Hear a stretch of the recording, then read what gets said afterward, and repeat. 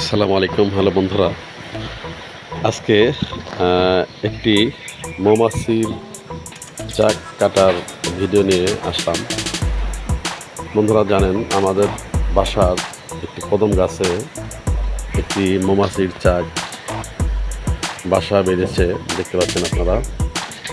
তো এখান থেকে কিছুটা মধু সংগ্রহ করার ভিডিও আজকে ধারণ করেছি। অরিজিনাল মধু কিভাবে কালেকশন করা হয় তার একটি ভিডিও সরাসরি কিন্তু আমি ধারণ করেছি। দেখতে পাচ্ছেন যে পেশাদার একজন মৌচাক যে কাটে, অর্থাৎ একদম পেশাদার দক্ষ পেশাদার একজন, যাকে আমরা যারা মৌচাক কাটে তাদেরকে আমরা কিন্তু মোয়াল বলি। সঠিক বাংলা হচ্ছে মোয়াল। এরা কিন্তু আসলে বাংলাদেশের বিভিন্ন জায়গায় এই মৌচাকগুলো কেটে থাকে। বিশেষ করে সুন্দরবনে তো এরা পেশাদারভাবে কাটে। তেমনি আমাদের এলাকায় একটা মোয়ালের সন্ধান আমি পেয়েছি, তাদেরকে নিয়ে এই মৌচাকটা কাটার চেষ্টা করতেছি। দেখতে পাচ্ছেন বন্ধুরা, উনি অত্যন্ত দক্ষতার সাথে অনেক কষ্ট করে কিন্তু এই গাছটিতে উঠছে। এটা অত্যন্ত বড় একটি গাছ। দেখতে পাচ্ছেন, আমরা এখানে দেখতেছি আসলে কীভাবে মৌচাক কাটে।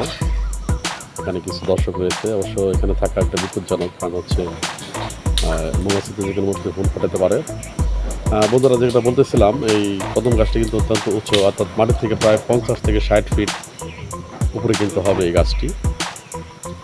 দেখতে পাচ্ছেন গাছের মগ ডালে কিন্তু একবারে সবচেয়ে উঁচুতে মগ ডালে কিন্তু এই মৌচাকটি বাসা বেঁধেছে, এবং আমাদের পেশাদার মোয়াল কিন্তু সেখানে পৌঁছে গেছে ইতিমধ্যে।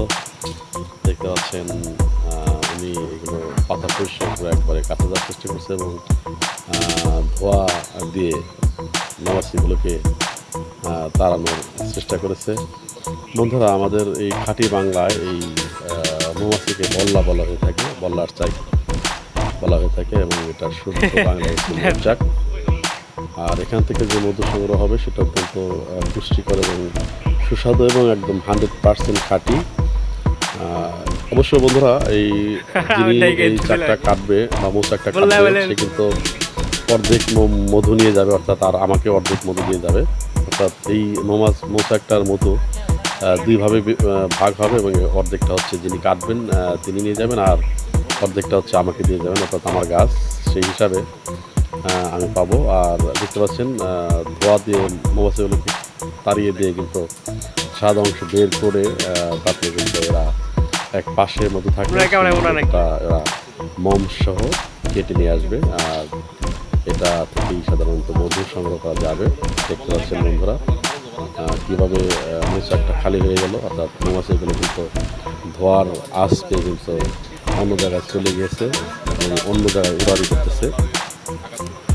দেখতে পাচ্ছেন বন্ধুরা, একবারে সাদা ফ্রেশ মৌচাকটা দেখা যাচ্ছে, এবং দূরেই কিন্তু এই মৌমাছিগুলো ভনভন করছে।